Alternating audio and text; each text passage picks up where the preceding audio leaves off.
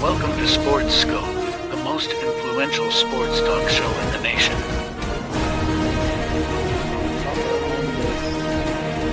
What is today, the 19th? Stay tuned for updates and great sports content. Hello, everybody. Welcome to the Real Sports Scope. I'm your host, Robert Butler, on this 16th day post tax day in April. Got a great show with you for tonight. Going to talk about this college football thing with Nico. I'll just keep his name as Nico, the college former University of Tennessee quarterback. A lot of former NFL players. It's got a buzz around the media with the NFL media, the college media. It's really taken over the last 5 days or so, about a week or so. Story here. Also want to talk about Shedeur Sanders falling. I'm not sure how far he will fall, about the ups and downs, the pros and cons of him as well. And I've got Coach Kevin Carroll coming back to the program to get his take on this and what does he thinks, what's to go now forward with Tennessee. Plus, we'll talk about his thoughts on Cam Ward. We are 8 days away from the NFL draft. Really came up on us fast this year. So stand by. We'll take our first only break, and we will be back here shortly, and we will hit the ground running here on the Real Sports Scope. Hello, Sports Scope followers. The program has seen tremendous growth since going 5 days a week. I just wanted to thank everybody for your cash contributions and sharing the program with friends and families. Just a reminder, if you want to contribute to the program, go to the Cash App, the cash sign, and Sports Scope. There are other ways to contribute to the program listed at the bottom of the screen. If you want to advertise on the program, go to sports, that is sports with an S, another S, scope, SKOPE, at gmail.com, just like it's listed at the bottom of the screen. Thank you and enjoy the program. I'm Mac, CEO of National Streaming Sports and host of the Mac and Jack Sports Show. You're watching the sharp-dressed man and the big story breaker, Robert Butler, on Sports Scope, Monday through Friday at 8 p.m. Eastern on National Streaming Sports. Thanks. Introducing National Streaming Sports, live and on-demand sports talk programming that you can access 24/7. For the premier sports talk experience, tap into our Roku channel. Start your mornings with Mac and Jack covering all the weekend sports action. Then pour a cup and enjoy all the sports you can drink on the Coffee and Sports podcast. At midday, talk sports from east to west on the Coast to Coast podcast. Followed at night by some hot girl talk with Prim and Proper Sports featuring Sonia Pearson. Talk boxing on the Gloved Fist. Yankee fans tune in for Start Spreading the News. And there's more on the College Sports Huddle and Sports Scope with Robert Butler. There are 20 podcasts in all and 70 weekly shows, giving us a 3.4-star viewer rating. To find us on Roku TV, search for National Streaming Sports on the Roku search bar. Click on the logo and you're in. National Streaming Sports, live and on-demand sports talk for America. All righty then, I'm back here live. Okay, let's start from the top here. So, I like to call the guy Nico. It's Elamalava or whatever the last name is.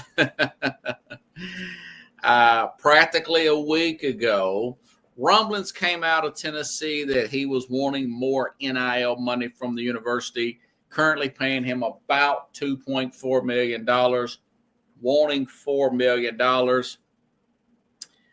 That was around, I want to say last Thursday per se. Then it came out that he had wanted, that he did not show up to practice last Friday, per se. All right.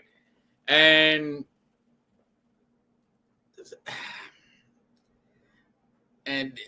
so he doesn't show up to practice last Friday. Saturday, things moved quickly. Josh Heupel came out and said that he was just, they decided to go in a different direction. They just didn't want to put up with this. Okay, so here's his numbers, last, and then immediately this is after 13 games. And let me say this: I'm a little surprised at the level. Now, there's some naysayers out there, but it's very few at the level of support that the program got. It's usually the NFL former or the sports media, whether it be former players and whatnot. They would normally take the side of the player, but overwhelmingly, I'd say 90% here. Other than Colin Cowherd, now he likes to be a contrarian and saying, well, the Tulane quarterback that went to Duke got $4 million, and he's trying to be somewhat of a contrarian and whatnot. But majority, and like I said, I'm pleasantly surprised about that Tennessee actually looks good in here by standing their ground. But here's his numbers. 201 passing yards a game. That's 76th in the nation. This is through 13 games. This guy's just a sophomore, His first year starting, 63% completion percentage. That's 43rd nationally. 19 passing touchdowns. That's 42nd nationally. 70.5 QBR. That's 36th nationally. This is from College Football Report off of the X-App here. And wants an NIL deal of $4 million. Okay. And this is a classic case of the family. And I'm hearing and reading that it's mainly his dad trying to get just pulling at him, getting in his head to get him to demand more money out of Tennessee when he was making $2.4 million. Then over the weekend, you started to see teams like North Carolina come into play, potentially USC, UCLA, and then Tulane. And then all of a sudden you're reading that all these schools are backing out except for UCLA. Now, he ultimately signed with UCLA today, but UNC, Tulane backed out. USC apparently was never in it as much as we thought. And I thought, well, Lincoln Riley, okay. Lincoln Riley, maybe that would be an upgrade from Heupel to Lincoln Riley, considering Lincoln Riley's at USC's track record, working with number 1 overall picks, his Heisman Trophy winners. That was not the case. So you see all that. And then after 4 days of this, Thursday, Friday, Saturday, Sunday, then Monday, today's Wednesday, then Monday you start to hear rumblings about, well, it wasn't about the NIL deal. It was more about the fact that he didn't like Josh Heupel's offense. He did not like Josh Heupel's offense. He wanted it to be more of a passing offense for him to develop more as a NFL-style quarterback, per se. And I just think that's saving face because he's getting such a bad rap. Oregon was out on him. The Oregon coach said he was snooping around while under the contract with Tennessee, see if they would pay more money. And what's his name? Lanning wasn't budget per se. They didn't budge on the guy. Part of me feels bad for him because I think it's his family. The people who's not, and a lot of them take him to practice, but they're not icing down every day after practice. They're not the ones that's got to put them shoulder pads on. They're not the ones that's doing this kind of running, doing sweating in all those pads day in and day out. But they're the ones that want this handout, basically, is what it was. And it's just a classic case of it. And also my thoughts are, with those numbers I just read you, I would have a different take if I was said he was called to New York last year because he was a Heisman Trophy finalist, or for God's sake, if he won it, if he won the Heisman Trophy, then I could say in this free market account, you probably want to demand more NIL money. Remember, this guy was a 5-star player that came out second only to Arch Manning in his class a couple years ago, not to mention the fact that Tennessee, the millions of dollars that they put in, not just the NIL, but also the actual recruiting process of getting him to the University of Tennessee, my guess is probably since his sophomore year in high school. And it just comes off to me, even though I'm out of Nashville, talk a lot of University of Tennessee football, it comes off to me incredibly ungrateful. And it's really hurt his reputation more than anything. But, and like I said, now the rumors are that everybody's wanting to pay him half. My guess is he got half, according to Outkick.com, of what he wanted. And that's what the reports were yesterday. Half of what he's getting, He wanted 4, now he's getting 1.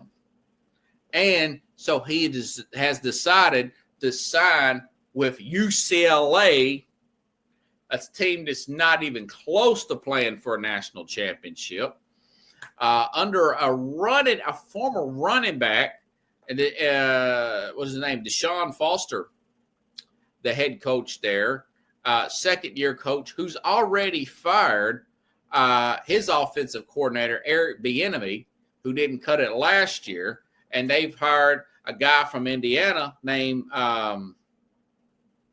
as their offensive coordinator, who does not have that much experience here. Sean, I think his name is Cincinnati or whatnot. He used to be the co-offensive coordinator with the Indiana Hoosiers. So this thing has turned into a total disaster out of just pure greed, out of just pure greed from the family. And we'll see how this thing plays out. Don't want anything bad to happen to the guy, even though this just seems like a despicable thing to do. But as far as improving something like this, like Coach Sean Pollard said on this program a couple weeks ago, you got to put in some kind of salary cap, whether you got to go through Congress to work with the NCAA or these college presidents and whatnot with the college games, since the cat's already out of the bag here, or simply NCAA work with the universities as far as getting some kind of NIL actual contract, because NIL is name, image, and likeness. This is supposed to be, it was designed for, and I said this would be the case. I said we're going to be working out the bugs in this thing when this first happens. We're still in that period.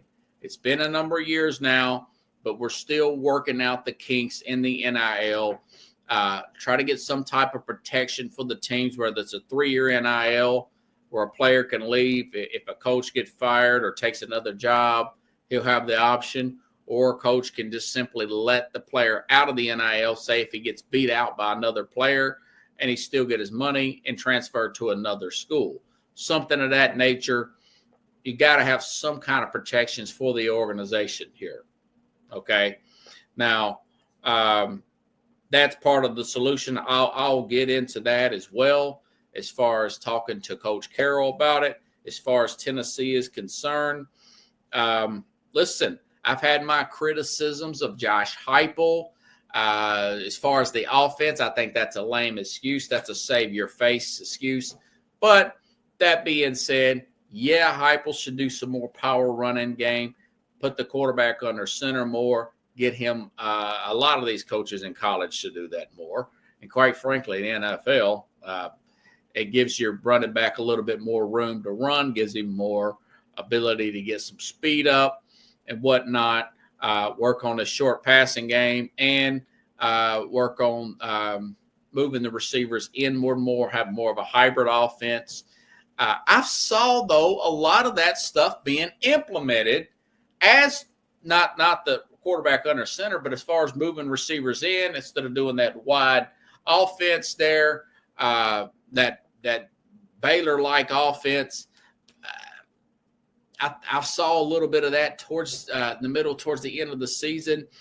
I just don't buy that angle. Coach Carroll's back there listening. I just don't buy that angle per se, that's the reason, but that's something I will ask him when I bring him on here in just a minute.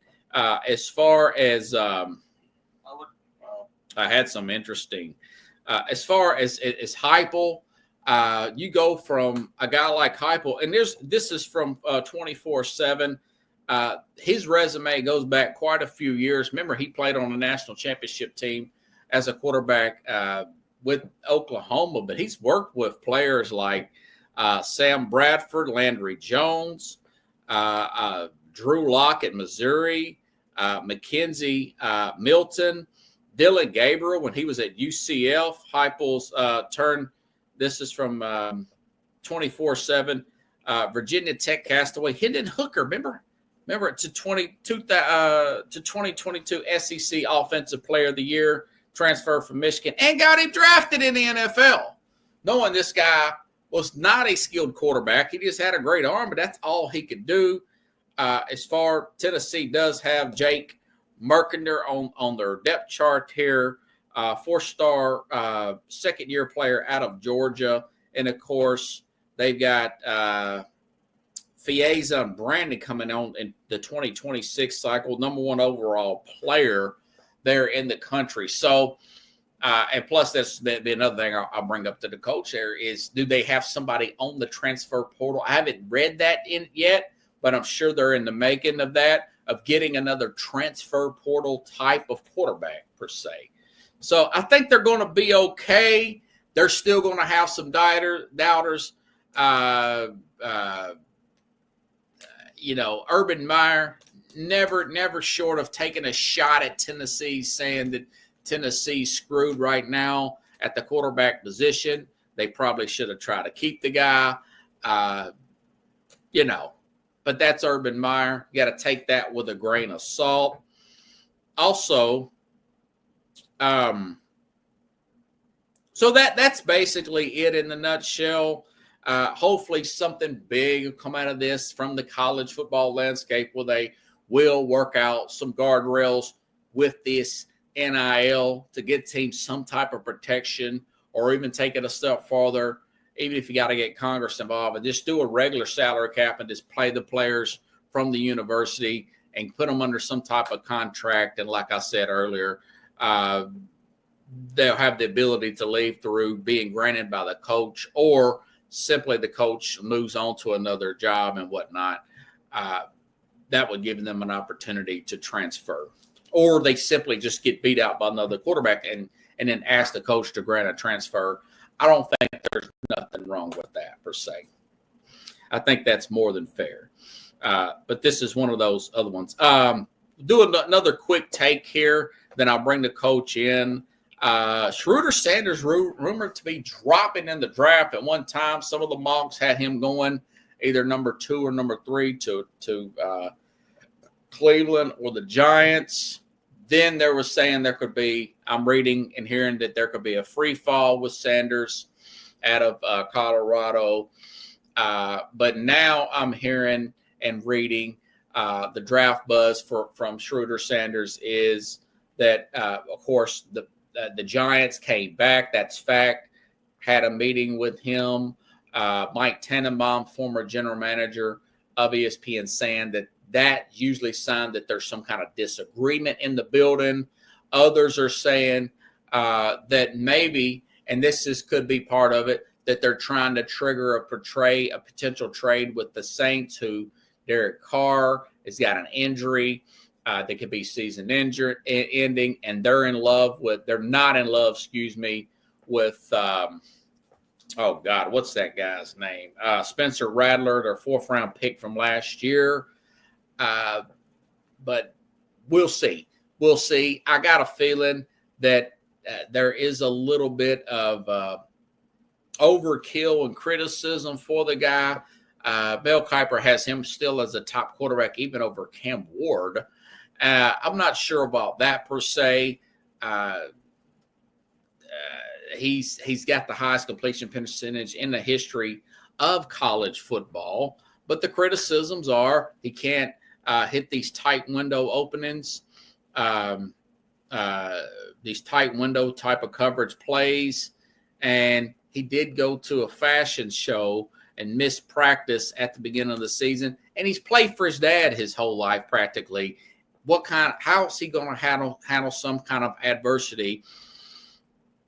That stuff seems to add up, the off the field stuff. And he's had some bad interviews that supposedly he was specifically tanking so he would not have certain teams draft him. We don't know how much of that is true or not. But on that case, we'll get to that story later. Got a great guest. I'm just so eager to talk to Coach Carroll about this.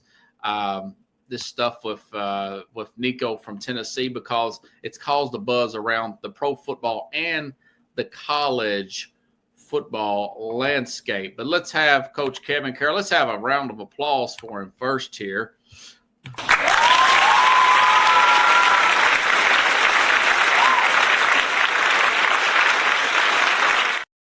Good crowd tonight. Hey, Coach, how you doing tonight, man? I'm great. Can you hear me okay? You sound great, brother. You sound great. Good. I usually do a sound check, but shoot, you've been on the money here recently, so I just assume that you're going to be everything's going to be everything, and you're good, brother. So, all right. Generally speaking, just to start off, what's your thoughts when you first heard about this break? I don't know. What was it, last Wednesday, last Thursday, roughly a week ago? Yeah, I think it was like Nico. Thursday, I believe. Yes. No, yes. It was Wednesday. It was Wednesday. You're right. It was okay. Wednesday. First off, just like when all the news comes down, I don't take it seriously until I see something, because there's always rumors and everything, and I just took it as a rumor at first. I was like, I didn't think Nico's not going anywhere. That was my initial reaction. And then his dad come out and said, Nico loves Tennessee. We're not going anywhere, yada, yada. And then, Friday happens, and I'm like, well, I guess he missed the practice Friday, right? Yeah, that's exactly what happened. And I think that's probably what that slammed the door shut on him, in my opinion. I think the no call, no show and not answering Heupel's calls was probably the deal breaker more than likely. Okay, so that's what you're hearing, that he wasn't answering Josh Heupel's calls? Yeah. Heupel had been trying to get a hold of him for, about 24 hours is what I heard. I think that's the time frame. And he wasn't answering the calls, and so Heupel couldn't get a hold of him. So I don't know if that was a planned thing on their part, which probably was. Who's ever advising him told him, cut communication with them. They're going to need you right now, this and that. And me to tell you the whopper and all this. Yes. Of course, he wanted more money than he probably should get. Yes. But I believe he gets the money if he comes to practice, and then he talks, with the university. He communicates with them, and it's not so much because he was so great last year. It's a combination of how well they believe he'll do in the future and how bad off they'll be if he did leave, which is what has happened. So leaving at the end of spring practice like that put them in a bind. And I believe Heupel just said, we'll roll with it regardless what happens, because had they communicated, I think he gets it, because they didn't want to be in the situation they're in now. Now they're in a situation where they don't have a quarterback now. So, I think that's pretty much it in a nutshell. I think he could have got the money, or he could have got close to it if he didn't get it. And now he's probably going to get like a third of it, because he had a raise. They gave him a raise in December. He got like 0.5 or 0.4. Yeah, 2.4, yeah. Onto that too.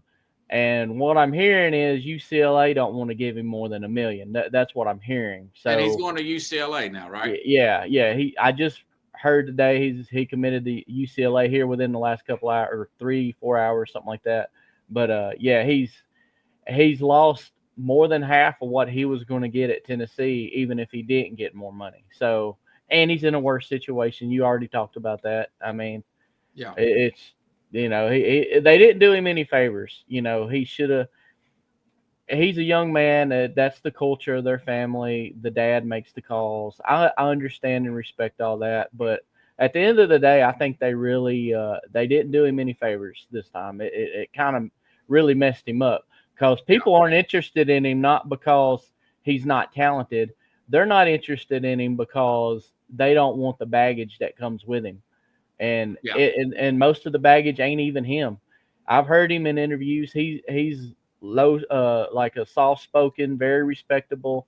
He seems like a really good kid, and I hate that this happened to him, because he's listening to his father more than likely, and it's just a bad situation for Nico because I honestly believe he was going to be really good moving forward with Tennessee, and he has everything. And I don't know if you've heard this. If you've heard this, let me know. Part of the problem was the offense Tennessee ran. Did you hear anything about that? Yes. Okay. So yeah, I would comment on that. That story comes out, and I've been reading all this stuff off the X app from different reporters, ESPN, Fox, and whatnot. I heard something on yesterday. Joe Klatt mentioned that, who calls the games for Fox. How come that's just now coming out 72 hours, maybe a little bit after that? The fact that they hollered and screamed money, money, money. My opinion of that, Kevin, is they're looking at all the bad PR he's getting, and then all of a sudden, now the offense is the problem. I don't know if I buy that. That's where I'm going, but that's not that's a little bit different context. Is before all this talking about it's this and not the money thing. They talked to Coach Heupel, apparently, offensive guru. He got where he is because of his offensive philosophy and everything like that. Yeah. They said, they didn't like his. They wanted this in a contract. Apparently, they didn't believe that offense was going to prepare him for the NFL, and they wanted him to change his offense specifically for Nico, and make it more of a pro style. Well, newsflash, we haven't seen Heupel's offense since Hendon Hooker was there. I'm going to be honest. It hasn't been Heupel's offense since Hendon Hooker's been there.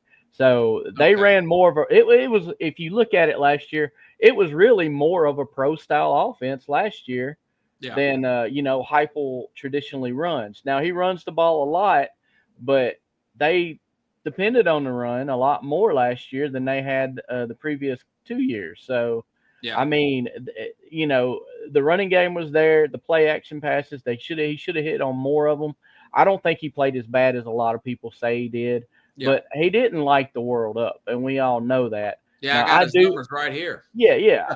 I do believe he has the tools to where he could have been a lot better moving forward, and I think this offseason was going to be real good for him. But holding the team up like that right there at the spring, which is a crucial time, and all of that is just basically did it for him. And like I said, I hate it for the kid. I wish him all the best. I hope he finds a way to be successful moving forward with UCLA, but it's made it very difficult, honestly, and it's cost them money.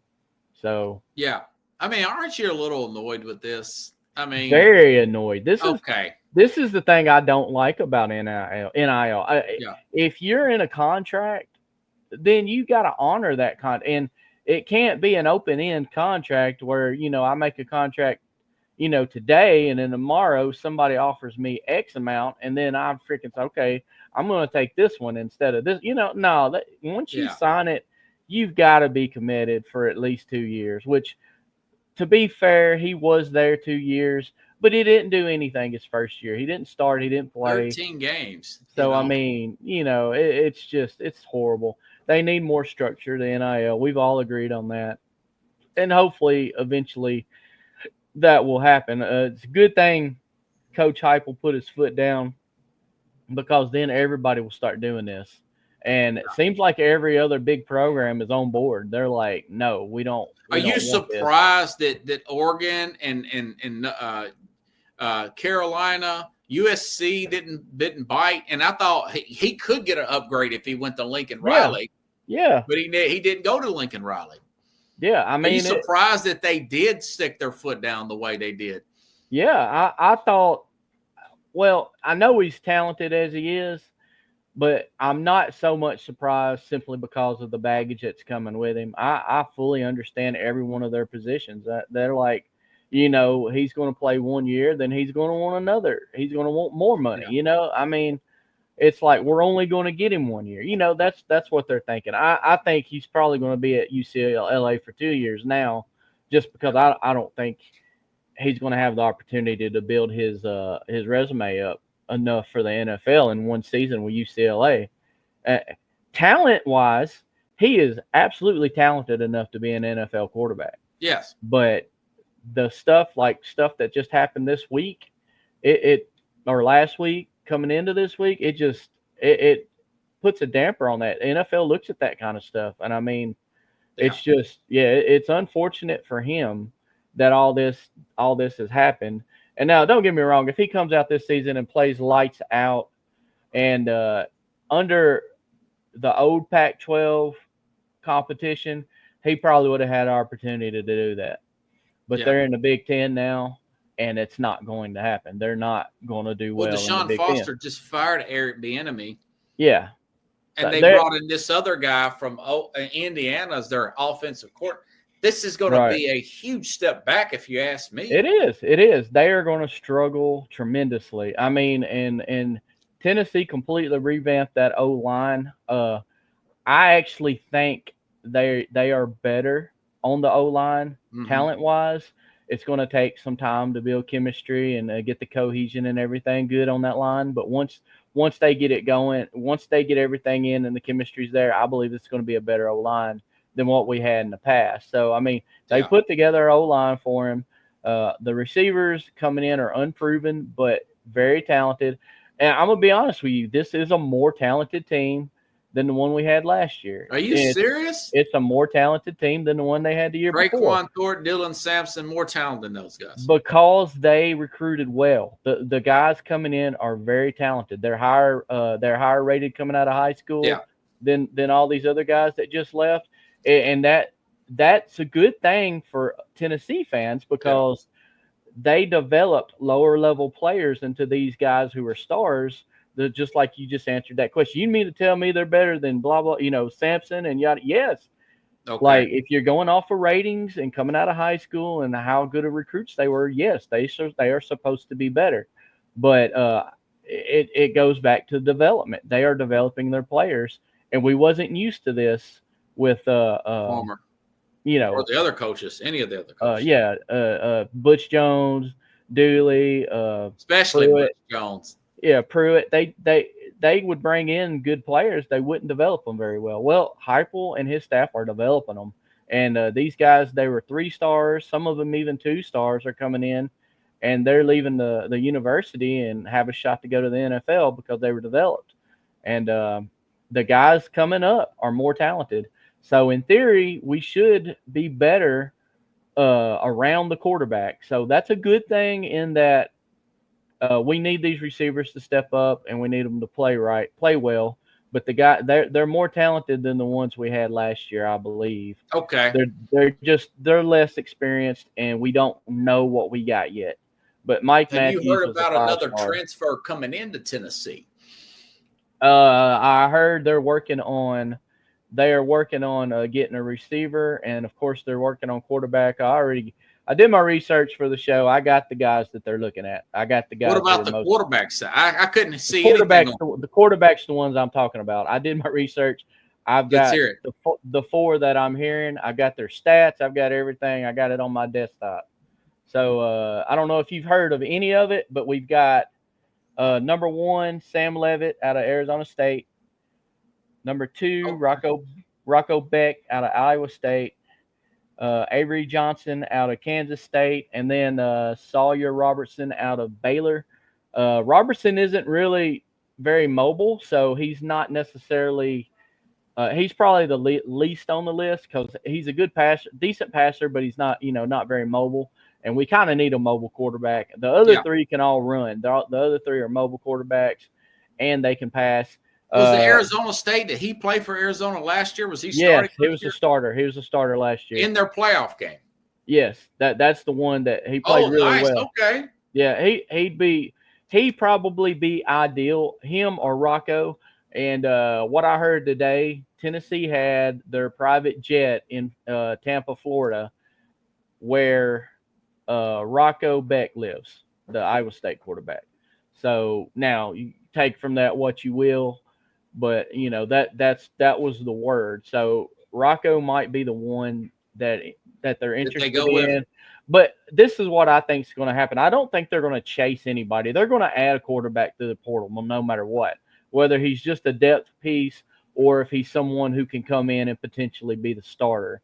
So what I think is the ones that, because being quarterback at Tennessee right now, playing for Heupel, is an attractive spot for a college quarterback. Yeah. So they're banking on that. The ones interested are going to contact them. So maybe Rocco's people contacted them, said, hey, we might be interested. And they've got money right now that they can put on a quarterback, which he more than likely isn't making at Iowa State. Levitt more than likely isn't making at Arizona State, so on and so forth. They're probably not making that at the schools they're at. So, it's a potential they can come in for a year or two and play quarterback at Tennessee. What Miami did, and we saw what Ohio State did last year with transfer quarterbacks. Right. So, yeah, it's a big possibility that this could be a huge blessing in disguise for Tennessee. It could be, because these guys are proven. Like, they've all got good stats. They've all passed for 2,500 to 3,500 yards, in the 20s on touchdowns. I don't think any of them had double-digit interceptions. And the only thing I didn't like was 3 out of the 4 are like, it's like 56% completion percentage, 57, 58. Okay. And then Levitt from Arizona State, he had like 63%. So that's not bad. Wow. Yeah, that's not bad. He'd be the one I would hope they could get. But if they don't, I don't think it's the end of the world. We throw a lot of high percentage stuff. So whoever comes in, it could just be the system they ran. They could improve their percentage. You never know. So, we got some guys. They got some guys that are being talked about, or a possibility in the transfer portal. The best thing out of all this mess, though, with Nico, is that there wasn't a ripple effect from what I've seen yet. There's not. Oh, you're saying other players, Tennessee players transferring. That was my biggest fear. I was okay. I hope all these guys don't freaking jump in the transfer portal because Nico did. It sounds to me like they got a lot of cohesion, team chemistry between each other, and they like playing for one another. You should check out the Kisselman, Merklinger, and George McIntyre and Arian Carter interview. They did like a post. Merklinger is a 4-star guy out of Georgia. Yeah. I mean, he's a red shirt friend. I wonder if he could just win the job, I think he's talented. He's a talented guy. He's got a good arm on him. I think he could do it. I think he could come in and play. I don't know how good Tennessee can be with Merklinger. You got Jared Stillman in Nashville saying he's a backup quarterback in the SEC. I'm not so sure about that. I mean, he hasn't got his opportunity because he's playing out of his rear end. Yeah, he does. He's so full of crap. Yeah. But Merklinger, to me, I think has the potential to do it. But they're not going to tell a guy who's an experienced starter no if he wants to come to Tennessee. And I don't think they're going to give anybody the job though. Even if they get Rocco or they get Levitt, they're going to come in there and they're going to have to earn the starting position. I mean, it's not going to be given to them. Do you think Heupel was bullheaded about his offense, or do you think that's just nonsense that Nico basically made that up? I'm not so sure. I don't know. I don't think even if it's not made up, I don't view Heupel as being a bullheaded. He's the coach. He's the coach. His philosophy is what has gotten him where he is right now. Yeah. He should never have to change or ponder to a kid who's playing for his system. You decided to go there. You knew what they ran. Yeah. Just because you tried it one year and you didn't blow the world up like you wanted to, doesn't mean the system don't work. It just means you needed more experience in the system. It took Hendon Hooker a couple years before he really started clicking. But once he started clicking, I mean, the rest is history. I mean, he just wore it out. So, I believe Nico could have been better than Hendon Hooker. I still stand by that. I think he could have been better. It's just a monumental mistake by this. It is. You know? They played those cards absolutely wrong. They could not be more wrong in how they played those cards. And do you think that there's some insecurity there with his dad saying, maybe we just get all the money now, because Nico, he does kind of look mechanical, slow, kind of a big guy, lanky guy. Maybe we just milk it much as we can now, because the NFL career might not really lead out to what we thought. Because this comes off as insecure to me, man. it might be on behalf of his dad, but I don't think that's the case at all. I think he's plenty physically talented to be an NFL quarterback. His physical skills are off the chart, and I think he's very smart too. Don't you think he's a little too tall though? So at times, I mean, Trevor Lawrence struggling in NFL. Yeah, but third head coach, man. I don't think he's really.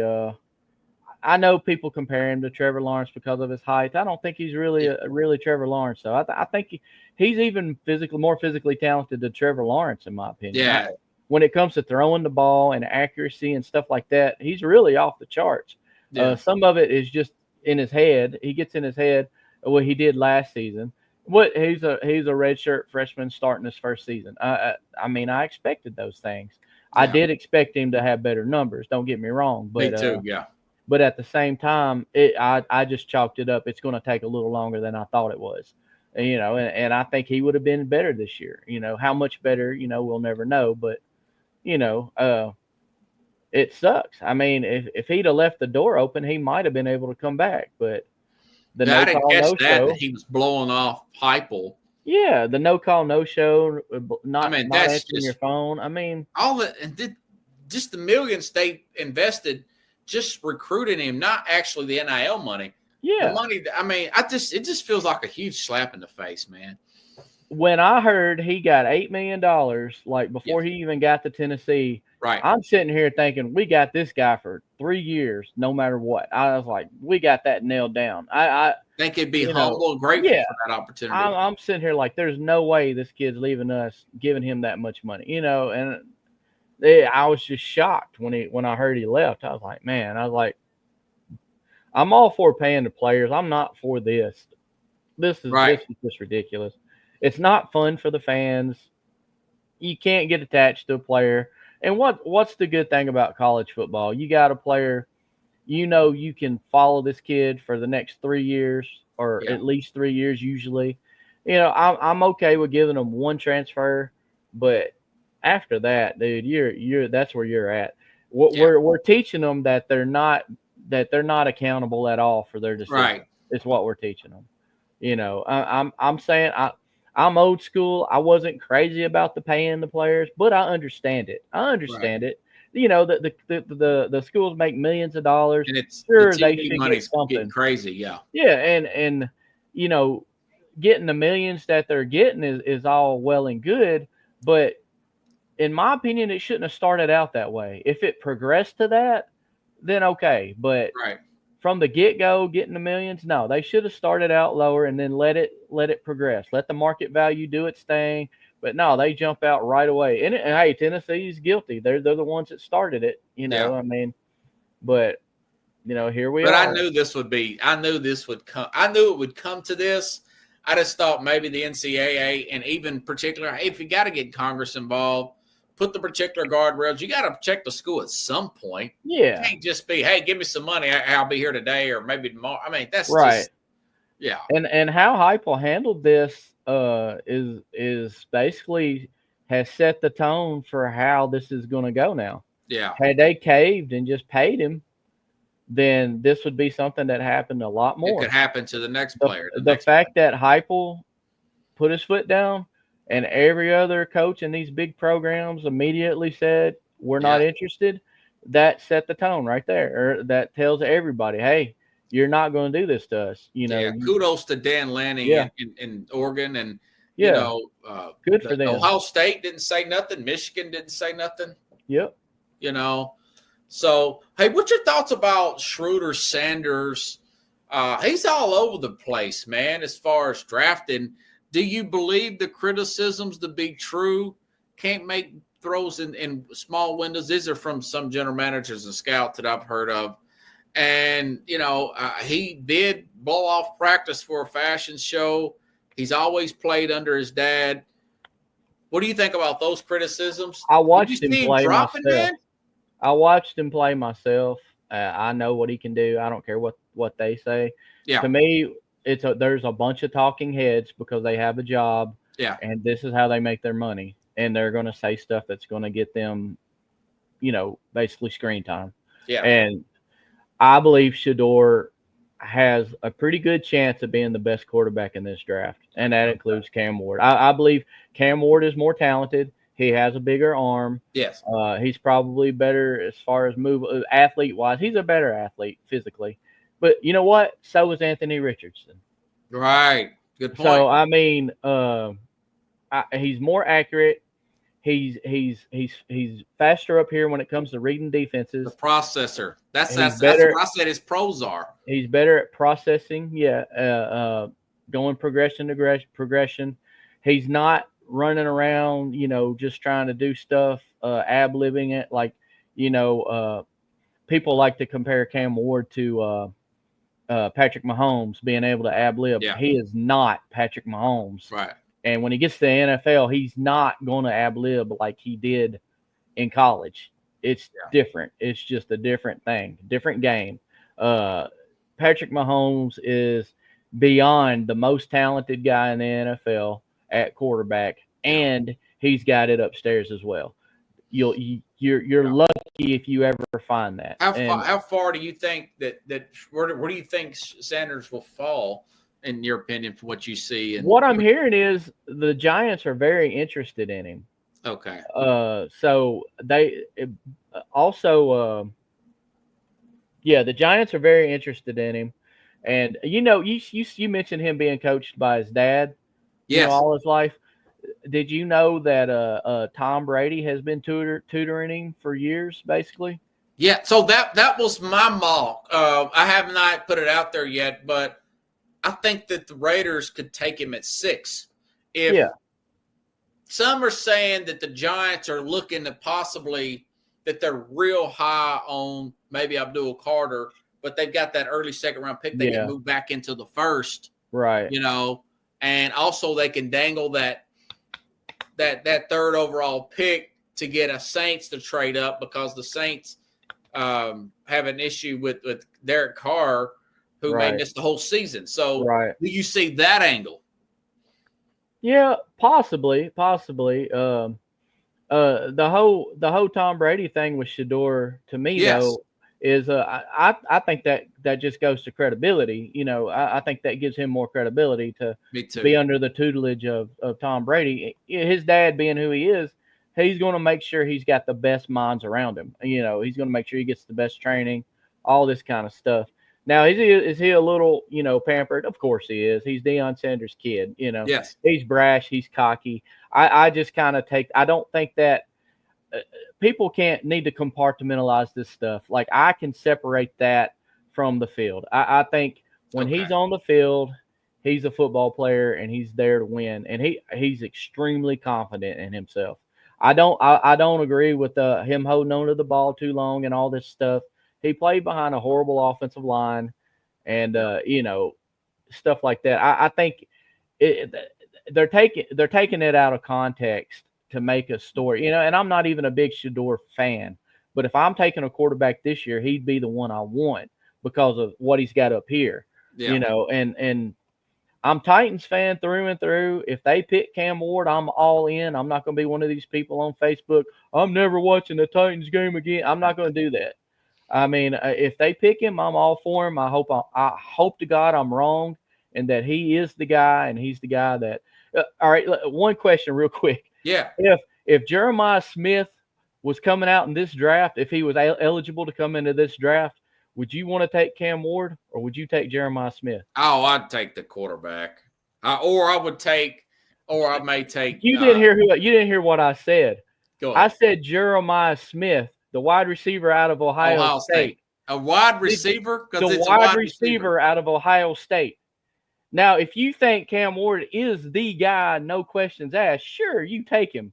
Yeah. Do you think Jeremiah Smith? Now, are you more sure Jeremiah Smith is going to be a stud in the NFL, or are you sure that Cam Ward is that guy at number one? There's no way I take. Remember the Jets took Keyshawn Johnson number one. Different.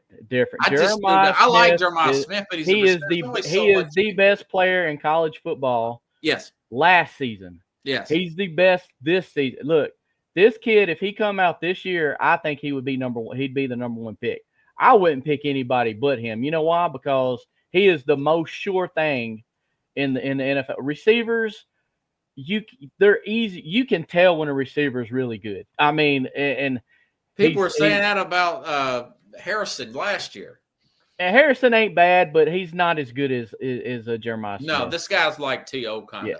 He's 225 pounds, and I didn't even realize he was that big because of how fast and agile he is. He is the real deal. This is the best receiver, like, the man among boys thing. Yeah. You can tell, okay, this guy's different. I haven't seen this kind of difference since Randy Moss at Marshall. I remember seeing him at Marshall and thinking this dude's going to be a beast in the NFL. Remember we said that about Calvin Johnson, and they didn't do that much with him. Calvin Johnson was good. I'm going to talk about winning big, Yeah, but lousy organization. Offensively, they actually were good. They weren't good defensively. I love receivers, but I just don't put them in that high regard. I do, but not. I'd rather gamble. What if you gamble with the quarterback and you have Jalen?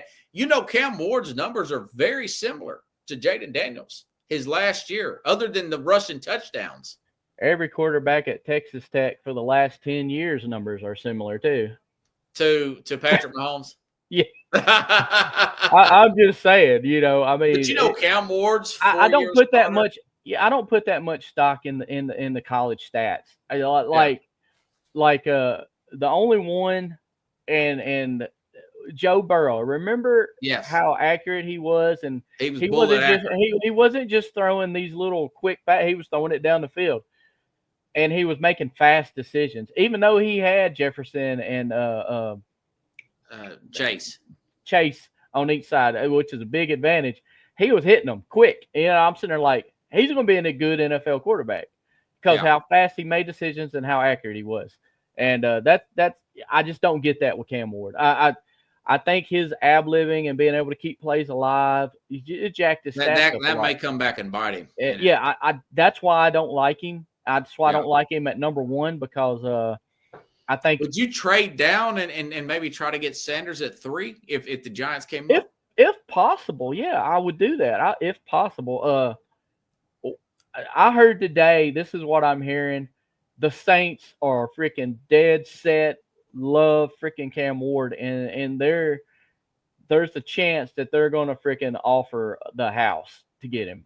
So if that happens, I would take it. Me too. Yeah, absolutely. They'd have to move down, but they got so many positions that they need to work on that, I mean, if the Saints offer them the house and they get their number one next year, I think they're going to have a rookie quarterback if they do, because they're going to get Ward. And then they're probably going to have a top 10 pick again next year. And, so you got a top 10 pick, and we're probably going to have a top 10 pick too. So that's 2 top 10 picks. If we need to move up to the first to get whoever, then we can do that. Now, if for somehow we traded with the Saints and Shedeur did slip down there, I'd jump all over him. But I'm not so sure he's going to last that long. But if he did, then that's why I say New York. I don't know if anybody's going to go up to 2 to get Schroeder. Do you? No, I don't think so. I don't know. See, because it's when it comes to quarterbacks, teams, they get stupid. They make dumb decisions when it comes to quarterbacks. Yeah. But now in this instance, I think Shedeur would not be a bad choice. But at that high, that's what's got me not fully on board with Ward either. I don't think either one of them are top 5 worthy. Now, could they go on to have careers that say they are? Sure, they could. Did you think that Jaden Daniels would be? I mean, I did not think he'd be this good, though. I thought Jaden Daniels would probably be the best quarterback in that draft. I didn't think he'd be as good as he was. I wasn't big on Drake May. Caleb Williams, I was like, I think all this hype is just it goes off script, and he played under Lincoln unwarranted. Riley. Yeah. I mean, now could he be? I mean, I want to see Jaden Daniels do it again. I mean, yeah, that's the big thing for quarterbacks is the consistency. Let's see him do it again. And Washington, to their credit, are making good moves. I mean, they're putting good things around Jaden Daniels. And but don't you like what the coach said about Cam Ward in his interviews? Yeah, I love that. Yeah. I think he's got a high football acumen, you know. Yeah, he's a character guy. He's going to be all for your team, you know. But I mean, that doesn't guarantee that he's going to be able to do it. I mean, I hope I'm wrong because I think they're going to end up. But didn't you think that Bo Nix was? I thought Bo Nix was horrible at one time. He was horrible at Auburn. Then he went to Oregon. I thought he was just okay at Oregon at times. You know, a lot of that was system, great players around him. Yeah, you know? But maybe sometimes those systems are what brings out parts of the quarterback that they didn't realize they had. I mean, that's what I think with Cam Ward, though. That's my point. I think I think they really look at that interview process and says, I would almost exactly every mistake he made. But I'm telling you this because the Giants, when we watched I don't know if you've seen it, but the what is it? The Hard Knocks, the Giants general manager thing. When they was bringing in Jaden Daniels, that Brian DeBall was like, okay, what about this and this, and Daniels is like, blah blah blah blah blah blah blah. And I'm kind of getting the sense that the Titans we're getting that from Cam Ward. Maybe they will. Maybe they will. But my problem with Ward is that a lot of his success is off script.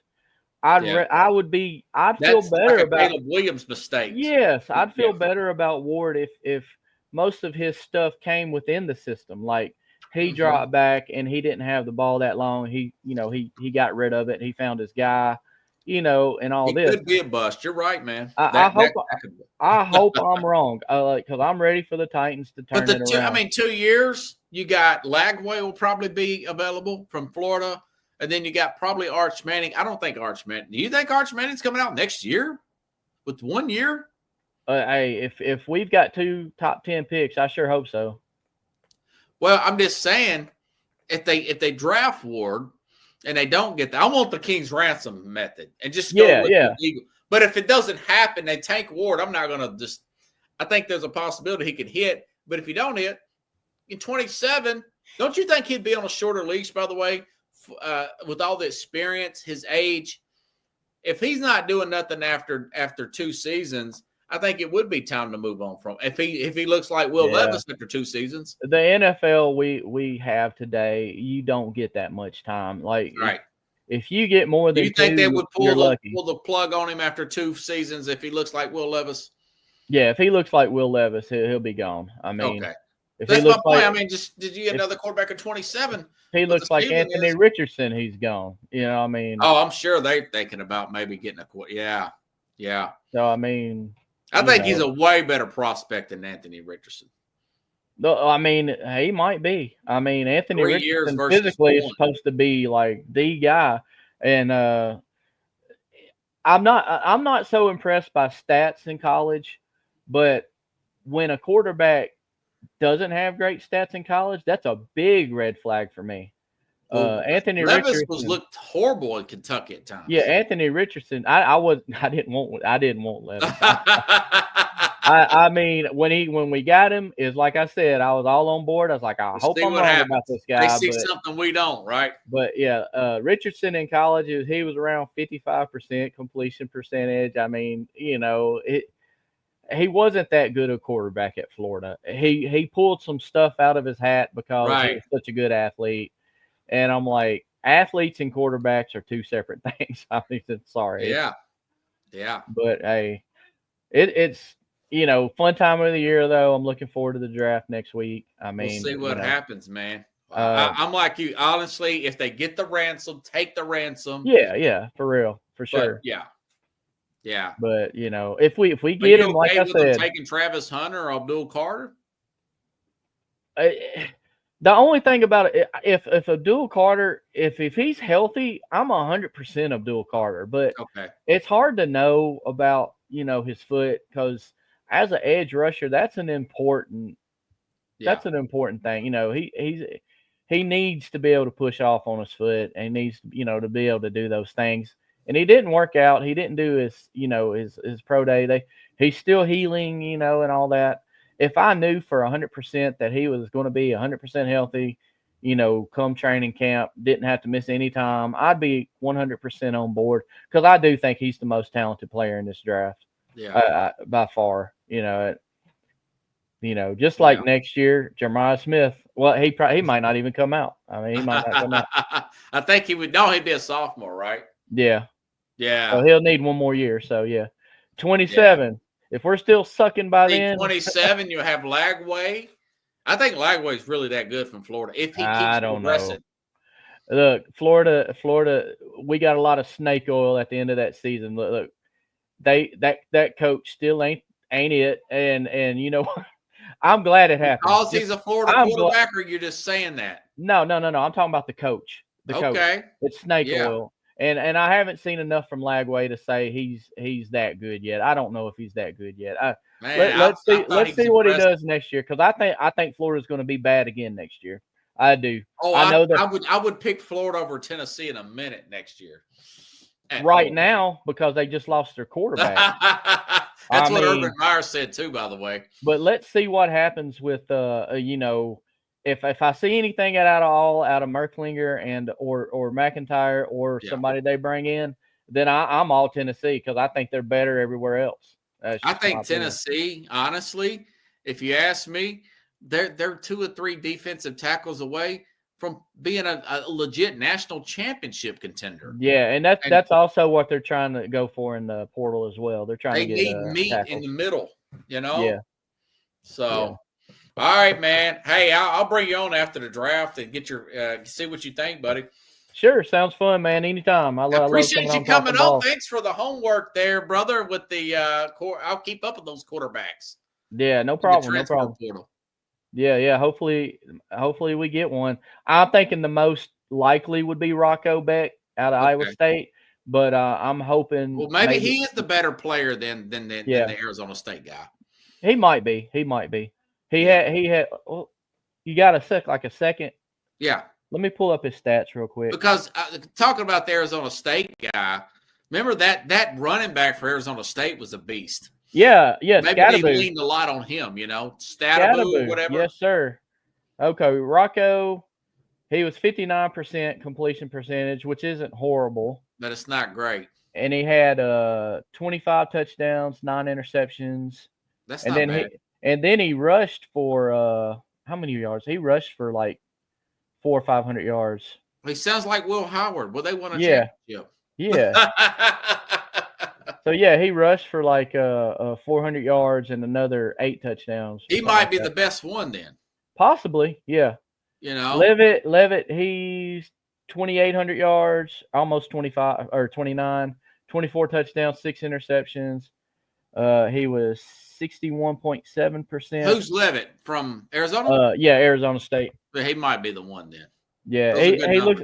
He's mobile too. I don't think he's quite as mobile as Rocco, but he's a better passer. So Rocco's Modern Life. Remember that cartoon? Yeah. Hey, that name though, man. Hey, Rocco Beck. Come on now. That sounds like a winner. Yeah. Coach Carroll, everybody. Hold on.